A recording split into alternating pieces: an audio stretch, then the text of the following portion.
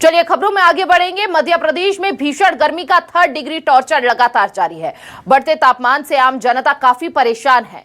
MP में नौतपा का आज तीसरा दिन है। भीषण गर्मी में कई शहरों में कई रिकॉर्ड टूट गए हैं। 40 से ऊपर 45 से ऊपर पारा पहुंचता हुआ नजर आ रहा है। चलिए अब आपको विस्तार से बता देते हैं कौन कौन से जिलों में सबसे ज्यादा यहां पर सूर्यदेव सितम ढा रहे हैं। रतलाम, धार, राजगढ़ में लू का रेड अलर्ट जारी कर दिया गया है और साथ ही बढ़ते तापमान से अब जनता और भी ज्यादा परेशान होती हुई नजर आ रही है।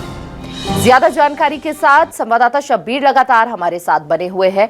शब्बीर, अभी ये 3rd डिग्री टॉर्चर जो है कम होता हुआ नजर नहीं आ रहा है क्योंकि तीसरा दिन है नौतपा का और अभी कुछ दिन और इसी तरह भीषण गर्मी का लोगों को सामना करना पड़ेगा और इस बीच लू का रेड अलर्ट भी जारी कर दिया गया है। क्या स्थिति है वहां की अभी?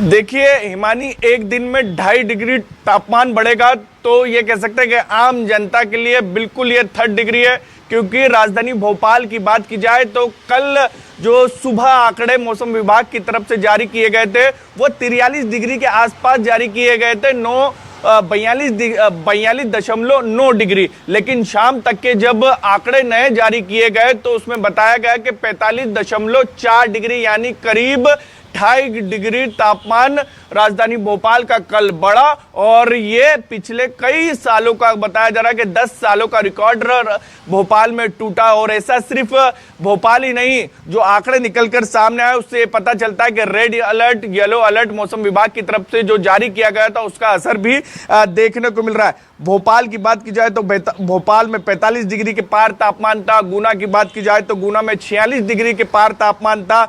ग्वालियर में बात की जाए तो 45 डिग्री के तापमान पार था और खंडवा खरगोन की बात की जाए तो यहां पर भी जो तापमान था वो 45 डिग्री के पार था। यानी अभी तक के जो शहर 42 डिग्री के आसपास बने हुए थे वो पिछले 24 घंटे के अंदर वहां पर 2 से 3 डिग्री तक के तापमान यहां पर बढ़ा और भीषण गर्मी पड़ती हुई नजर आ रही। कई जगहों पर पानी की किल्लत है, उसके लेकर सरकार की तरफ से निर्देश भी दिए गए हैं। बिल्कुल, देखिए भीषण गर्मी के साथ साथ कई समस्याओं का सामना भी लोगों को करना पड़ रहा है। शब्बीरा, आपने बिल्कुल ठीक कहा।